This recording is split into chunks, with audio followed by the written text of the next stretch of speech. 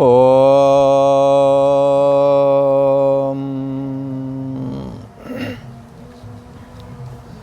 श्री योग वासिष्ठ के स्थिति प्रकरण में काल भगवान बोले,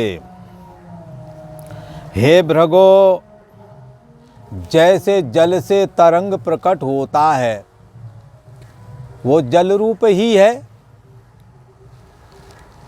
और हे भृगो,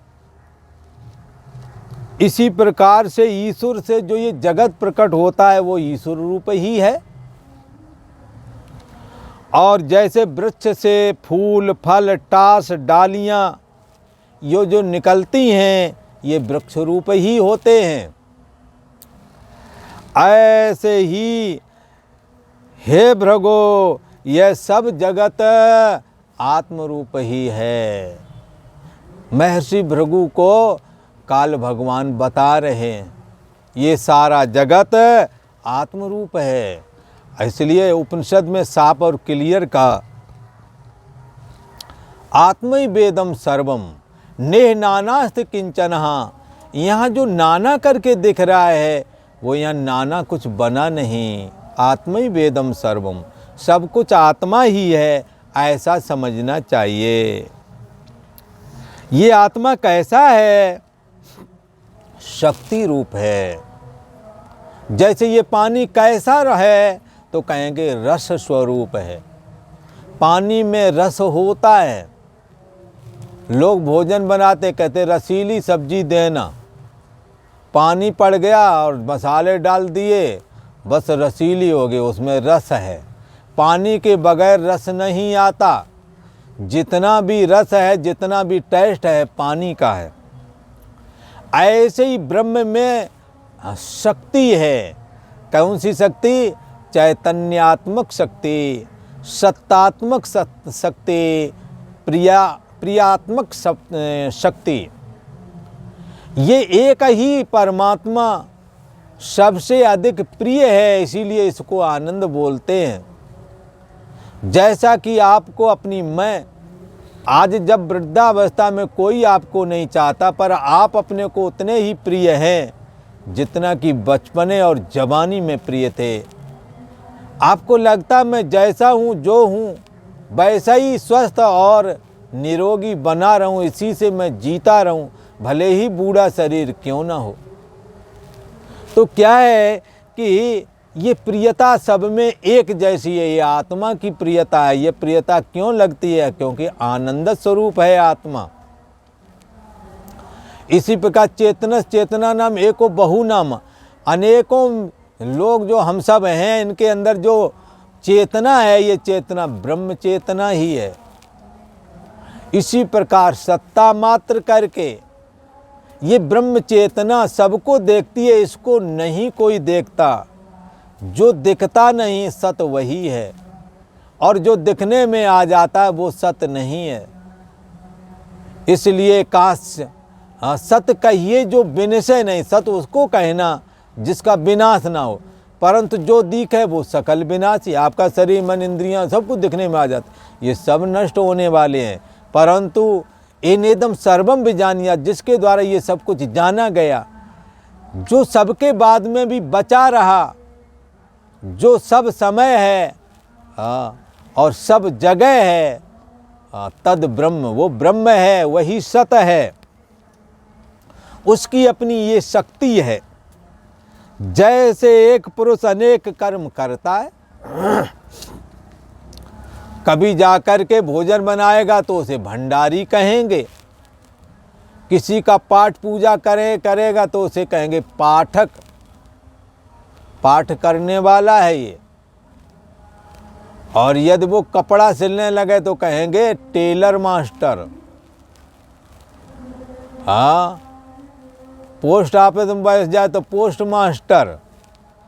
एक ही आदमी अनेकों नाम काम से हो जाते हैं। हाँ, देश काल कर्म के अनुसार जैसा कर्म करता है। हाँ, यहाँ कहते हैं जैसे एक पुरुष अनेक कर्म करता है और अनेक कर्मों का कर्ता बन जाता है, और जैसा कर्म करता है तैसा ही उसको संग भी मिल जाता है। संग मिल जाता मतलब वैसे ही उसको उसकी मैं बन जाती है। पाठ करने से उसी को पाठक बोलते हैं, भोजन बनाने से उसे पाचक बोलते हैं, जप करने से उसे जापक बोलते हैं, अनेक नाम उसके हो जाते हैं। हाँ, जैसा जैसा काम करता वैसे ही नाम हो जाते हैं। हे भृगु महर्षि, तैसे ही एक आत्मा अनेक शक्ति धारण करता है। एक ही आत्मा, स्त्री शरीर आज मिल जाए तो मैं स्त्री हूँ, पुरुष शरीर मिल जाए तो मैं पुरुष हूँ, बालक शरीर मिल जाए तो मैं बालक हूँ, जवान मिल जाए तो मैं जवान हूँ। सब जैसे जानवर शरीर हैं, सभी में मैं बुद्धि सभी को लगती है कि मैं हूँ। ऐसे ही ये एक ही आत्मा अनेक रूप धारण कर लेता है और जैसा शरीर होता है वैसी ही अपनी मैं बना लेता है। स्त्री शरीर में स्त्री शरीर जैसी चेष्टा और पुरुष शरीर में पुरुष शरीर जैसी चेष्टा, नपुंसक शरीर में नपुंसक शरीर जैसी चेष्टा। आत्मा अनेक शक्ति रूप है। जैसा आप कर्म करोगे, जैसा संग करोगे, वैसे ही रूप बन जाएगा। जैसे जिस आकार की परछाई पड़ती है वैसा ही दीवाल पर भाषित होता है। आप चलते जा रहे हैं, दीवाल पर छाया पड़ती जा रही है, तो जैसा आप होवेंगे वैसे ही छाया पड़ेगी। ऐसे ही आत्म सत्ता वैसा ही रूप धारण कर लेती है जैसा आपके अंदर संस्कार है, जैसा आपने जीवन भर कर्म किए, उनके आपके अंदर संस्कार बने हैं, पाप के हैं कि ज़्यादा कि पुण्य के हैं। जैसे दो बकरियां लड़ती हैं, उनमें से जो बलवान होती है उसी की विजय होती है। ऐसे शुभ और अशुभ कर्मों के संस्कार हमारे आपके अंदर विद्यमान हैं। ये संस्कारों में जो बलवान होता है उसी की विजय होती है, उसी के अनुसार उसे शरीर प्राप्त हो जाता है। यदि पापात्मा कर्म बलवान हैं तो जानवर शरीर ही मिलेगा, वो जानवर शरीर में ही आत्मा प्रकट होवेगा और मैं जानवर हूँ ऐसा अहम अंदर से फुरेगा। लोग मारेंगे, पीटेंगे, आपको दुख तकलीफ होवेगी पर आप कुछ कह ना सकेंगे। लोग कहेंगे देखो बेजबान जीव को मार रहा है ये, बेजुबान। बेजुबान जवान तो है, खाने भर के लिए, रेंकने भर के लिए, परंतु कुछ स्पष्ट नहीं बोल सकते हैं। जैसा आपका कर्म होगा वैसा ही आपको शरीर मिलेगा। यदि पाप पुण्य बराबर हैं तो मनुष्य शरीर मिल जाएगा, यदि पुण्य कर्म अधिक हैं तो देवता शरीर मिल जाएगा। तो क्या है, आप जैसा कर्म करोगे वैसी परछाई रूप आपका शरीर भी बन जावेगा। इसलिए कर्म प्रधान विश्व रच राखा, जो जस करे सो तस फल चाखा। वैसे ही फल वाला, वैसे ही उसी ही तरीका का शरीर भी अपने साथ देखता है। मरने वाला अपने साथ शरीर देखता है। अच्छा कर्म करेंगे अच्छा शरीर देखेगा, गंदा कर्म करेंगे गंदा शरीर देखेगा और लगेगा मुझे नरक ले जा रहे हैं। आतताइयों की तरह दिखने वाले यमराज के दूत मुझे पीट रहे हैं, मार रहे हैं, ऐसा लगने लगेगा। यदि पुण्यात्मा होवोगे तो पुण्यात्मा होने की वजह से आपको लगेगा मेरे को देवदूत सुंदर रूप स्वरूप वाले हैं, बड़े आदर के साथ गाजे बाजे के साथ स्वर्ग ले जा रहे हैं। तो आप जैसा कर्म करोगे आपको वैसी ही छाया दिखेगी, वैसा ही शरीर दिखेगा। ये आत्मा वैसा ही हो जाता है जैसा आप कर्म करेंगे, जैसी आप वासना बनाएंगे, वैसे ही देश काल परिस्थितियाँ, वैसा ही शरीर मन धारण करेगा, आत्मा की सत्ता मिल जाएगी और आप सजीव में वैसी ही चेष्टा करने लगेंगे। तो जैसे एक मेघ अनेक रंग सहित इंद्रधनुष बन जाता है, ये बरसात होती है बादलों में इंद्रधनुष दिखता है, तो वहाँ कुछ होता नहीं। अनेक रंगों के सहित इंद्रधनुष का रूप कौन धारण करता है? बादल ही धारण करते हैं। तैसे ही ये अनेक भ्रम जब मन में होता है, नाना प्रकार की वासनाएं होती हैं, तो उन वासनाओं को सजीव सत्ता अपनी दे कर के, चैतन्यता अपनी दे कर के, अनेक नाम रूप आकार में ये चैतन्य सत्ता आत्मा ही प्रकट हो जाता है। ऐसा कहा। ये चैतन्य सत्ता आत्मा कैसा है तो निर्लेप, पर कर्मों के अनुसार जब देह आप बनाते हो तो छाया तो वैसी ही पड़ेगी जैसा आपका कर्म होगा। तो कर्म है मन में और मन की छाया पड़ती है आत्मा में। जैसा कि दृष्टांत उठाया था, पहाड़ पर आग लगी, आगे की छाया पानी में पड़ रही है। ऐसे ही मन में कर्म संस्कार है, गंदे संस्कार हैं और जानवर वाले कर्म किए, जानवर शरीर मिलना है। आत्मा में मैं जानवर हूँ ऐसा आपका हम हो जाएगा, आप जानवर के यहाँ जन्म ले लेंगे। आपके पाप पुण्य बराबर हैं। आप मनुष्य लगेगा मैं मनुष्य हूँ, मनुष्य वाले कर्म हैं और मनुष्य के यहाँ जन्म ले लेंगे, आप मनुष्य बन कर के रहेंगे। आपने पाप नहीं किए, पुण्य ही पुण्य हैं। आपको लगेगा मैं मर के स्वर्ग गया, वहीं रहने लगा, मैं देवता बन गया हूँ। तो देवता बनना, मनुष्य बनना और जानवर बनना, ये सब मन के अंदर किए गए कर्म की वासना के फल स्वरूप ही होता है। मन में जैसा कर्म होता वैसी ही छाया आत्मा में पड़ने लगती है और वैसा ही जन्म हो जाता है, वैसा ही रूप आकार हो जाता है।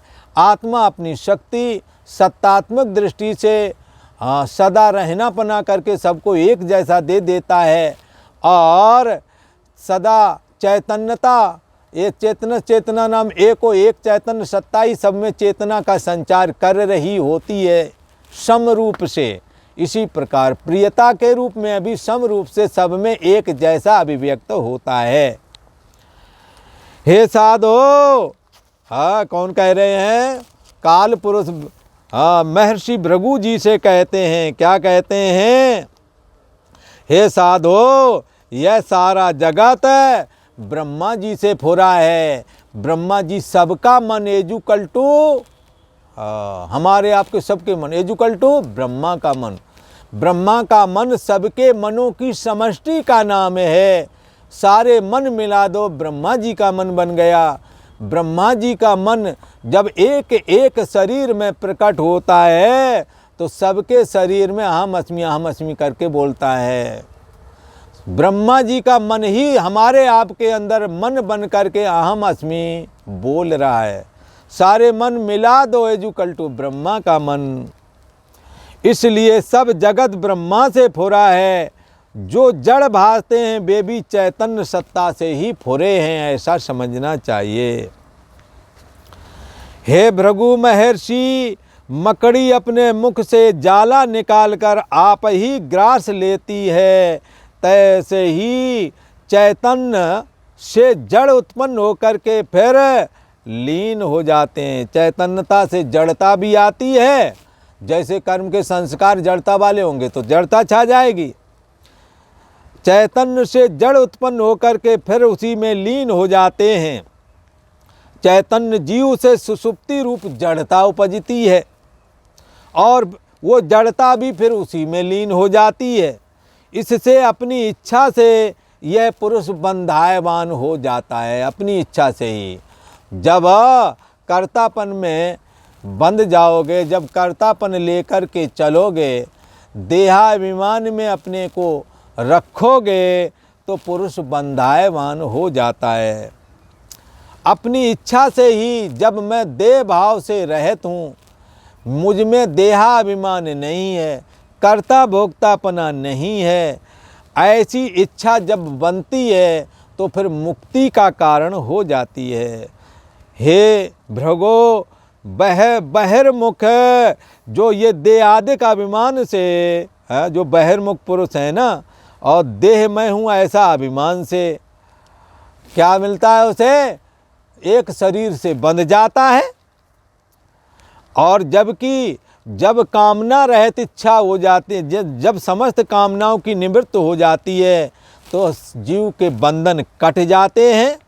और जब कामनाएं इसके अंदर बढ़ती जाती हैं तो ये बंधायमान हो जाता है। इसलिए अपनी इच्छा से ही ये बंधन को प्राप्त होता है और अपनी इच्छा से ही ये मुक्त हो जाता है। जब ये बहिर्मुख पुरुष देह आदि का अभिमान से अपने को मिला देता है तब आपको बंधायमान कहता है, अर्थात मैं बंध गया हूँ ऐसा कहता है।